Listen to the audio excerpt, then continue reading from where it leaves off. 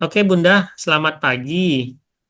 Eh, Pagi kok. ya, hari ini kita mau bicara sedikit santai soal diskusi di mana kita lihat ya Mm-mm, banyak orang yang bersuara gitu ya. Ketika mereka melihat mm-mm. sekarang edukasi tentang NPD itu kan cukup masif di mana-mana. Tetapi Ya, betul. kemudian banyak juga yang bersuara bahwa kok banyak orang kemudian suka melakukan self-diagnosis untuk mengatakan Ya. orang-orang di sekitarnya itu sebagai seorang NPD, Mm-mm, gitu ya. Saya ya. cerita sedikit deh. Mm-mm, Dulu ketika saya mulai edukasi ya. NPD beberapa tahun yang lalu, memang seingat saya waktu itu, kalau saya nggak salah waktu itu hanya ada saya dengan Mm-mm. Ci Anaan Bersal waktu itu. Waktu itu Iya, memang benar. concern saya juga berpikir bahwa apakah saya pantas melakukan edukasi NPD atau tidak. Tetapi dalam Mm-mm, pikiran saya mm-mm. waktu itu, saya berpikir bahwa ini sebuah resiko yang saya harus ambil karena saya melihat banyak sekali korban-korban NPD di sekitar kita, tetapi mereka nggak tahu apa yang terjadi, gitu ya. Jadi saya berpikir bahwa saya harus ambil resiko nih untuk bikin awareness ini Mm-mm, supaya masyarakat kita tahu mm-mm. tentang apa itu NPD. Walaupun saya Iya. juga Mm-mm, tahu ada kemungkinan bahwa ini bisa menimbulkan efek-efek lain gitu ya, dan akan ada suara-suara yang mengatakan bahwa apakah saya pantas untuk melakukan itu atau tidak. Tetapi saya pikir pada saat mm-mm. itu sebuah resiko harus diambil, dan kemudian setelah waktu Iya. berlalu, sekarang edukasi NPD jauh lebih banyak ya. Nah, memang sekarang Iya. kita melihat fenomena banyak orang melakukan self diagnosis dan kritikan-kritikan bahwa sebenarnya nggak boleh kan melakukan self diagnosis. Nah, Mm-mm. sekarang menurut Bunda, apa yang terjadi ya, yang sekarang terjadi dengan edukasi NPD yang kata orang tertentu itu mungkin kebablasan gitu. Mungkin ada sesuatu Iya. yang bisa Mm-mm. disampaikan. Saya coba ya kok menyampaikan apa yang sedang terjadi di dunia konten kreator dengan tema-tema NPD. Saya setuju dengan yang Koko bilang tadi, kalau tema-tema NPD itu sekarang memang sedang sangat masif. Sudah banyak orang yang bicara tentang NPD, baik itu ahlinya langsung maupun tidak, atau para korban atau survivor yang berusaha untuk men-share pengalaman mereka kepada khalayak ramai agar eh, lebih lebih aware gitu. Em, tapi emang yang namanya hukum alam gitu ya, kalau kita sebut sunatullah gitu ya, kok pasti segala sesuatu yang terjadi itu mesti eh, ada dua mata pisau.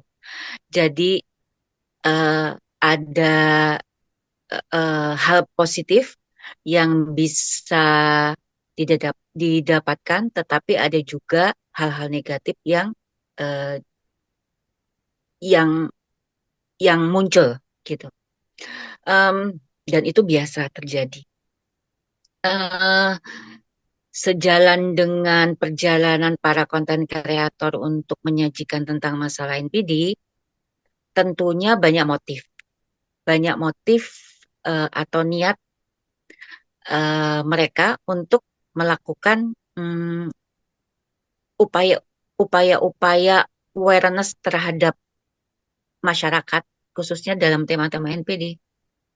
Jadi ada beberapa konten kreator yang motifnya memang tulus, eh, berawal mungkin karena mereka sudah pernah mengalami, kemudian tidak dinafikan juga mereka tidak hanya mengalami, tetapi juga mereka proaktif untuk belajar, proaktif untuk mencari tahu. Jadi tidak asal ngomong gitu. Tapi dalam perjalanannya ada juga konten kreator yang seperti Aji Mumpung, yang motifnya semata-mata hanya gimana dapat cuan. Ada yang motif-motifnya em, punya keinginan untuk bisa dilihat sebagai pahlawan, dan banyak sekali motif-motif yang terjadi di dunia dengan tema-tema NPD ini.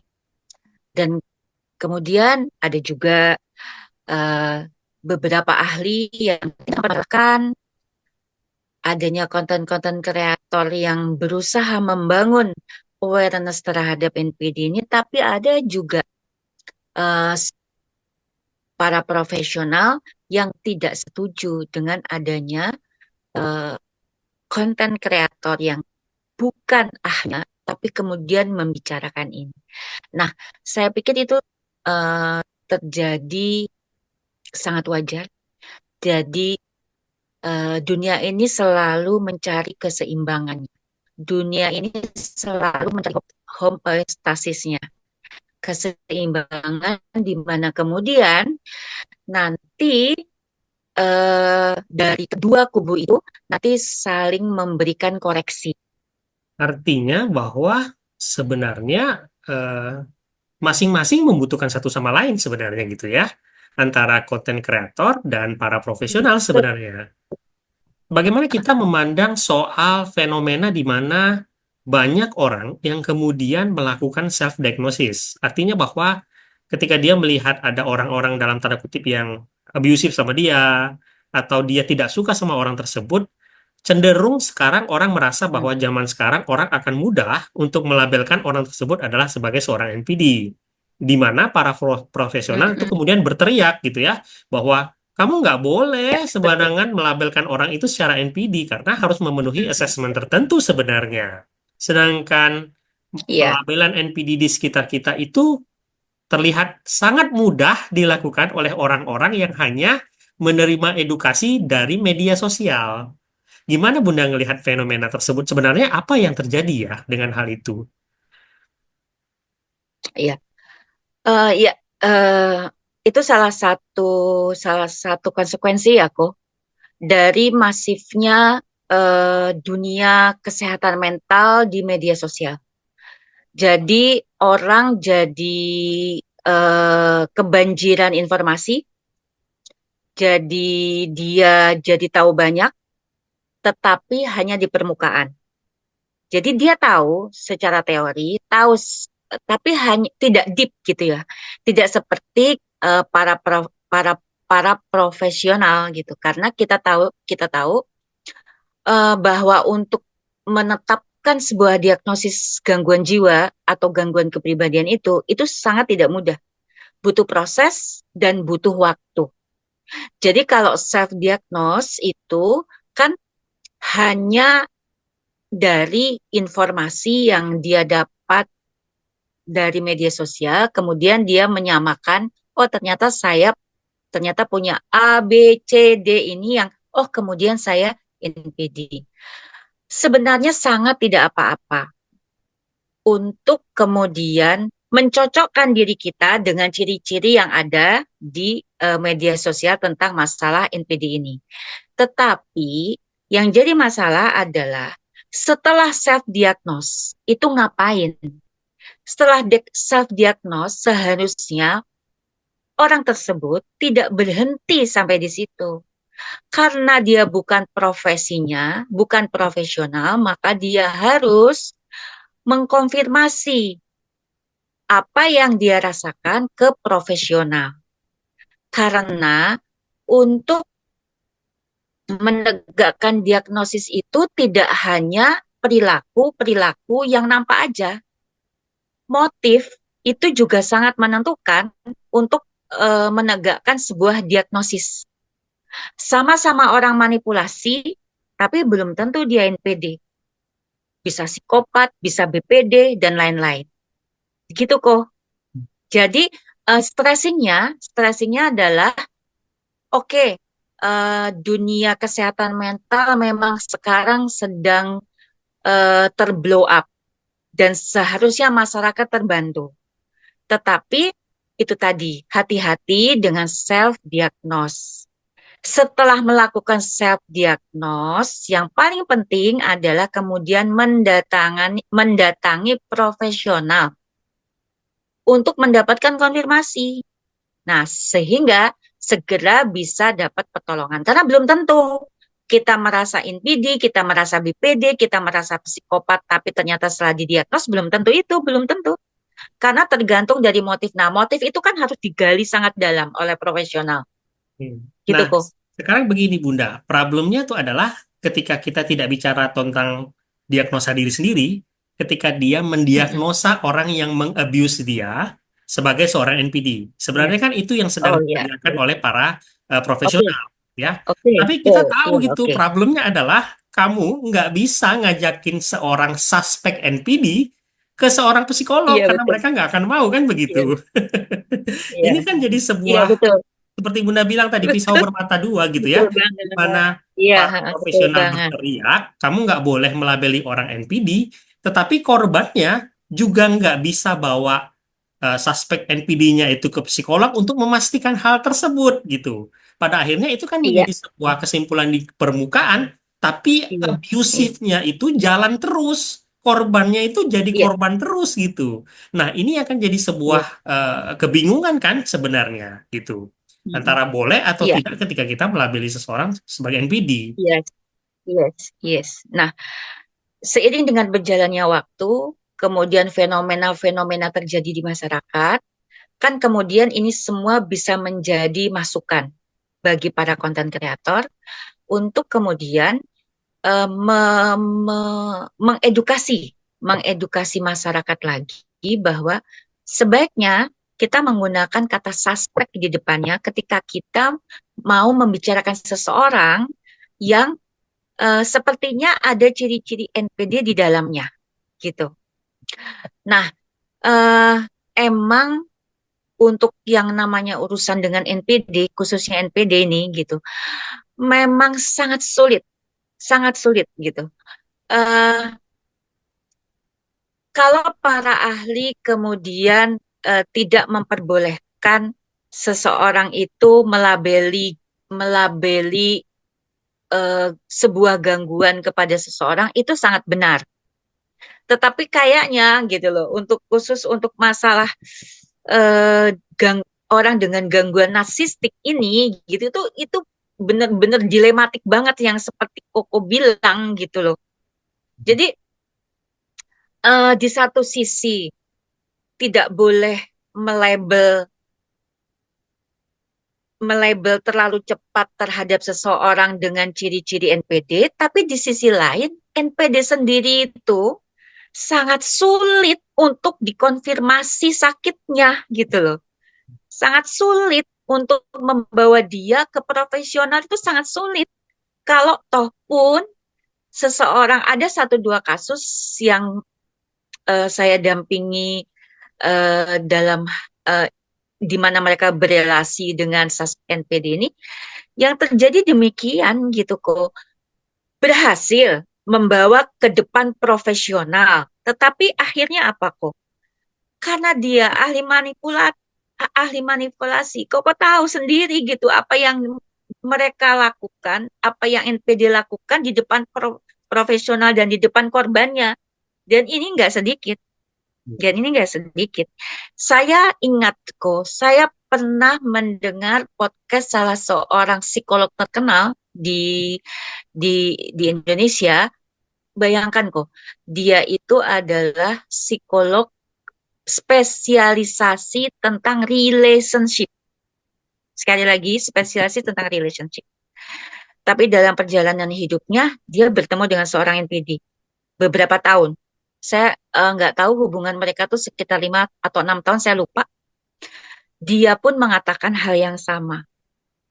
Bahwa ketika kemudian dibawa ke profesional, yang terjadi adalah justru korbannya yang kemudian seakan-akan korbannya yang sakit gitu loh kok. Dilalahnya lagi gitu. Kalau misalnya kita mendatangi seorang profesional yang jarang atau belum pernah menangani kasus-kasus NPD ini, ya hampir jarang kok. Kok nggak ada, hampir tidak ada NPD yang mau dibawa ke profesional. Bisa jadi kok profesional itu awal-awal ya, di awal-awal gitu kalau mereka belum terbiasa, kalau sekarang mungkin sudah masif ya tentang NPD. Bisa jadi yang terjadi adalah si profesional juga di awal-awal bertemu sama si NPD itu juga jadi ambigu dia. Jadi di awal-awal mesti mesti mesti confused tuh profesionalnya juga gitu. Saya menyimpulkan sedikit dari pembicaraan kita, itu adalah bahwa ketika dulu misalnya orang-orang seperti saya memulai edukasi tentang NPD, itu adalah bagian dari sebuah keinginan untuk melakukan sebuah perubahan, untuk menyadarkan masyarakat Iya. kita bahwa Mm-mm. ada Mm-mm. sesuatu yang berbahaya yang kita harus beritahukan kepada masyarakat kita, walaupun kami Iya. mungkin tidak berada dalam kapasitas tersebut. Dan kemudian ketika apa Mm-mm. yang kami lakukan itu berbuah, ya, mungkin kita harus tahu gitu ya, kehidupan ketika sebuah perubahan itu dilakukan, akan ada efek-efek samping yang terjadi. Artinya, mulai ada Mm-mm. self-diagnosis, ada orang-orang yang melabeli orang-orang di sekitarnya dengan NPD gitu misalnya, dan kemudian para profesional mulai berteriak akan hal tersebut. Tetapi sebenarnya kita Mm-mm. mungkin tidak perlu terlalu khawatir dengan itu, karena sebenarnya itu kehidupan memang seperti itu gitu ya, bahwa ketika kamu Ya, membuat sebuah betul, Bang. perubahan, Betul, revolusi, betul. akan ada pro dan kontra yang memang akan Betul, terjadi. Bang. Tetapi tidak apa-apa Iya, sebenarnya, karena toh kita melakukan ini menuju arah sebuah kebaikan sebenarnya. Dengan iya, asumsi betul, bahwa betul. para konten kreator gitu ya, melakukan hal tersebut dengan ketulusan hati karena mereka ingin menyadarkan Mm-mm. banyak orang. Para Iya, profesional berteriak karena mereka ingin memberitahukan bahwa supaya semuanya berada pada jalur yang benar, gitu ya. Dan ketika kita melihat ada self-diagnosis, ada orang melabeli NPD dengan sembarangan, kita mungkin harus terima bahwa iya, itu bagian dari sebuah revolusi lah. Selalu ada efek samping yang akan selalu ada iya. dari sebuah perubahan yang kita memang ingin lakukan. Apa yang bisa Ya, dikatakan dengan hal itu, Budha? ada satu attitude yang harus dilakukan oleh kedua belah pihak, yaitu tentang kelapangan dada dan kebesaran jiwa. Kedua belah pihak perlu memiliki kelapangan dada dan kebesaran jiwa untuk saling memahami. Jadi begini kok, sebagai profesional, kita harus jangan lupa untuk berterima kasih kepada para konten kreator yang dengan tulus memberikan kesadaran tentang bahaya NPD. Bagaimanapun, kenapa profesional harus berterima kasih? Karena pada kenyataannya, khususnya yang saya amati di Indonesia ya, itu kan semua berawal dari konten kreator kok.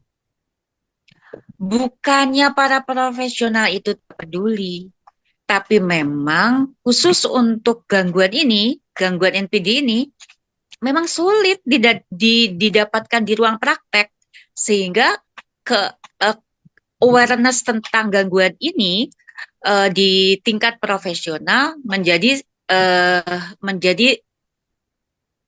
agak rendah gitu. Nah, yang kedua, eh, mereka juga kan sangat sibuk dengan tugasnya, tugas-tugas lainnya sebagai seorang profesional. Jadi mungkin eh, tidak ada kesempatan untuk melakukan itu. Makanya sebenarnya para profesional itu terbantu banget sama kehadiran para konten kreator. Tentunya para konten kreator yang punya niat baik dan niat tulus melakukan itu. Dari sisi konten kreator juga perlu kelapangan dada untuk menerima eh, masukan dari para profesional. Hmm. Artinya ya, eh, sebenarnya kita bisa katakan dua belah pihak sama-sama sebenarnya punya niat yang baik. Tergantung semuanya akhirnya pada kelapangan dada Yes. masing-masing gitu ya, bahwa para konten kreator Iya. em, dengan ketulusan mereka lakukan saja edukasi yang bisa kalian lakukan selama kalian melakukan itu dengan niat yang baik. Tetapi Perlu diingat Iya, juga bahwa para konten kreator yang tidak punya basic sebenarnya butuh koreksi dari para profesional yang juga punya niat baik untuk meluruskan edukasi-edukasi yang bisa saja melenceng yang dilakukan oleh para konten kreator.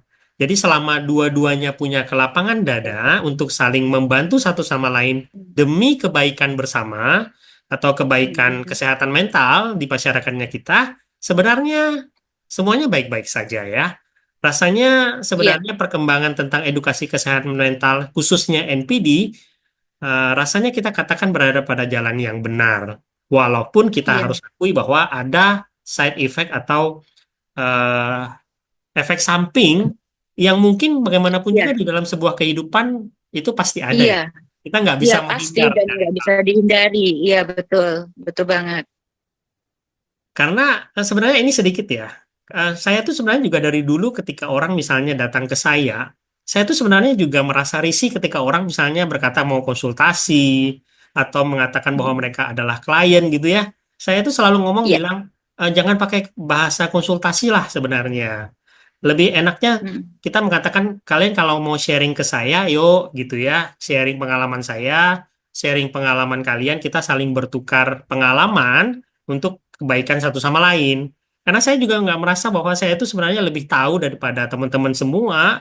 Saya cuma merasa saya mungkin duluan tahu, sehingga saya merasa ingin memberikan apa yang saya duluan tahu untuk teman-teman yang belum tahu.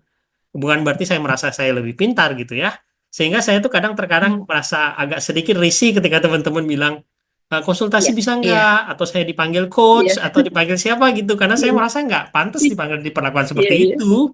Itu juga kenapa saya sampai iya, sekarang mungkin berusaha nggak pernah mau gitu ya menerima bayaran atau menetapkan tarif iya, apapun gitu ya. Karena saya merasa nggak kok, kayaknya saya belum pantas untuk melakukan hal seperti itu.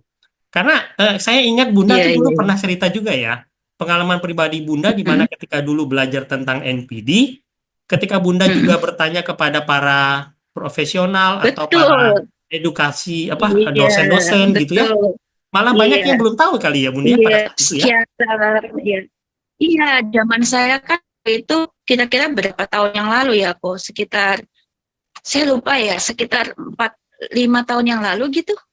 Itu tuh betul kok. Jadi ketika saya mulai aware gitu, ternyata ada gangguan seperti ini gitu. Saya kan kemudian mencari tahu kan kok, Hmm. eh, mencari tahu ke apa teman-teman dosen, mencari tahu ke teman psikiater kayak gitu. Ini bukan bukan bilang bahwa mereka mereka itu kurang pintar, bukan masalah itu, mereka orang-orang sangat pintar gitu, cuma karena pada saya ingat waktu itu mereka agak mengernyitkan dahi karena mereka belum familiar dengan NPD ini, nggak kayak sekarang. Jangan bayangkan sekarang, beda banget gitu loh. Dulu itu 5 tahun yang lalu itu beda banget, mereka mengernyitkan dahi, mereka nggak ngerti apa itu gitu loh.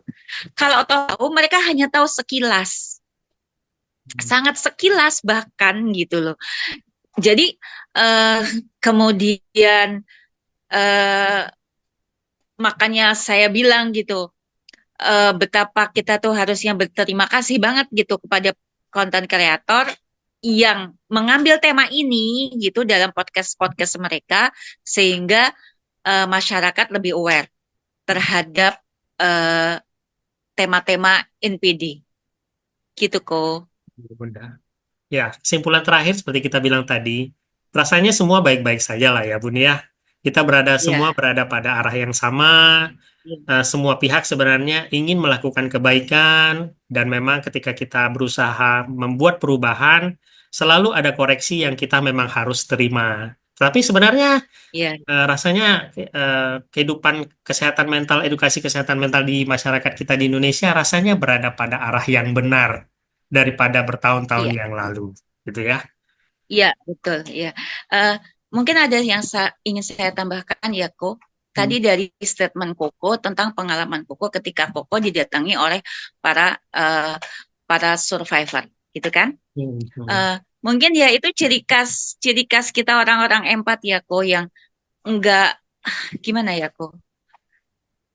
Memang nggak tegaan pertama, kemudian yang kedua, kita tuh kan tipe-tipe orang yang tidak terlalu suka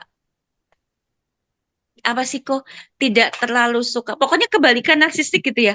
Tidak terlalu suka untuk apa ya diketahui orang banyak apa gimana gitu istilahnya ya kok. Ada nggak istilah yang paling tepat kok ini? Saya kok agak stuck nih.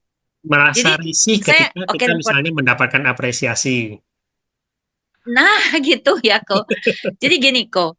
eh, saya hanya mau bilang kok tidak perlu risih ataupun tidak perlu merasa kecil hati ketika ada orang yang mau konsultasi sama Koko. Toh Koko ketika melakukan interview atau sebagai konselor di situ untuk mereka itu kan Koko eh, menjalankan fungsinya sesuai porsinya. Koko punya pengalaman. Koko berusaha belajar, mendalami tentang tema ini. Ton, Koko lebih lebih duluan tahu dari mereka. Emangnya orang-orang yang orang-orang yang bisa memberikan wejangan atau bisa memberikan saran itu harus orang-orang yang tahu yang backgroundnya sesuai dengan teori yang kita sedang kita temakan itu kan juga enggak kok. Mhm. Saya pikir kalau kita itu eh, mem- apa eh, melakukan fungsi kita sesuai dengan proporsional, itu it's okay banget. Kan Koko tidak melakukan misal diagnosis. Koko kan tidak melakukan diagnos terhadap mereka.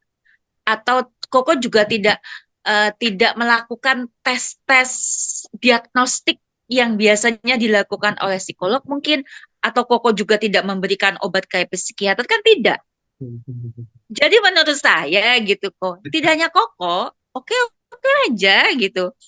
Orang itu kan bisa memberikan saran sesuai dengan tidak hanya sesuai backgroundnya aja. Dari pengalaman juga bisa. Kan kita tahu kok pengalaman tuh guru terbaik. Iya. Why not gitu? Orang-orang yang berada di circle orang-orang NPD atau orang-orang yang pernah berelasi dengan NPD, feelingnya mesti dapat, ya kan kok? Eh, Ditambah mereka belajar, teori juga dapat, kan gitu. Cuma tidak melakukan diagnosa dan tidak melakukan diagnostik aja. Karena pada prinsipnya orang-orang yang ada di toxic relationship khususnya bersama NPD itu minim validasi kok. Minim validasi dari orang-orang sekitar yang memang tidak paham tentang gangguan ini. Yang bisa memahami, yang bisa berempati siapa? Para survivor kan? Orang-orang yang udah tahu duluan dan orang-orang yang pernah ngalamin. Jadi menurut saya nggak apa-apa banget. Toh di dunia pendidikan juga kita kenal adanya doktor honoris causa. Kan beda kan sama PhD atau doktor yang lewat apa namanya lewat lewat sekolah yang 5 tahun itu kan beda. Kalau mereka kan harus harus menghasilkan sebuah teori. Tapi dokter honoris causa kan berdasarkan dari pengalaman secara empirik mereka di lapangan. Tapi mereka juga terakui sebagai dokter gitu. Itu analoginya kayak gitu gitu. Jadi jangan berkecil hati gitu untuk orang-orang yang ditanya kemudian berusaha untuk memvalidasi perasaan mereka, kemudian kalau bisa memberikan jalan keluar, kalau tidak validasi itu sudah 80% terpenuhi kebutuhan para survivor atau para korban NPD itu untuk kemudian mereka bisa lebih lega. Karena kan beban mereka berat banget. Sementara validasi dari orang sekitar sangat, sangat, sangat minimal. Kan gitu kok. Iya, benar. Art- Gitu kok. Oke, artinya gini nih, ini poin bagus nih dari Bunda ya. Untuk teman-teman semua, konten kreator yang mungkin nonton video ini, poin dari Bunda itu adalah bahwa kita sebagai konten kreator yang mungkin mendapatkan ilmunya dari pengalaman kita boleh berbagi. Kita punya hak untuk berbagi, tetapi kita juga harus mengingatkan diri kita, ada area-area tertentu di mana hanya profesional yang boleh melakukan. Tetapi kita juga boleh melakukan Ya, betul. edukasi, boleh juga memberikan ilmu kepada orang lain berdasarkan Ya, pengalaman yang kita punya. Artinya adalah bagaimana kita konsisten menetapkan batasan area di mana orang-orang seperti saya boleh melakukan edukasi, di mana area-area tertentu di mana memang kita harus menyerahkan itu kepada profesional karena mereka punya alat-alat atau ilmu background yang lebih baik gitu ya. Di situ artinya bahwa memang sekali lagi ya, ya. kerendahan hati itu diperlukan ketika kita memang mau memberikan edukasi kepada orang lain gitu. Betul, betul banget kan. Saya pikir Koko juga anu juga kan, eh, ketika misalnya melihat salah seorang survivor datang berkonsultasi sama Koko, kalau ketika Koko Koko kan mesti tahu kan, eh, kok ini kayaknya udah berat banget deh. Saya yakin Koko mesti ngomong sama sama apa sama korban atau sama survivor, sebaiknya Anda atau kamu ke profesional deh. Mesti kayak gitu kan kok? Hmm, hmm, Ketika hmm. Koko misalnya melihat kondisi gitu seorang korban, ini kayaknya udah berat banget deh. Ini kayaknya udah butuh orang ketiga yang lebih expert di bidangnya untuk menanggulangi masalah mereka gitu kan. Mesti kan kayak gitu kok. Iya benar, iya Iya benar. kan? Iya. Berdasarkan Ya pengalaman ya. gitu. Bunda, Iya, terima heeh. kasih loh. Ini sebuah pembicaraan yang bagus banget hari ini. Semoga yang kalau teman-teman nonton ini bisa ya menjawab pertanyaan di kepalanya teman-teman gitu ya soal bagaimana fenomena yang terjadi Iya, tentang awareness NPD yang terjadi di masyarakat kita sekarang. Sekali lagi, iya. kalau menurut kami berdua, kesimpulannya adalah sebenarnya edukasi tentang kesehatan mental berada pada jalan yang benar yang kita lihat sekarang, gitu ya. Dengan segala asalkan kita semua punya kerendahan hati yang sama, ketulusan hati yang sama, Iya. mau menerima kritik, Iya. supaya jalan edukasi ini tetap berada jalan yang benar dan berkembang ke arah yang benar.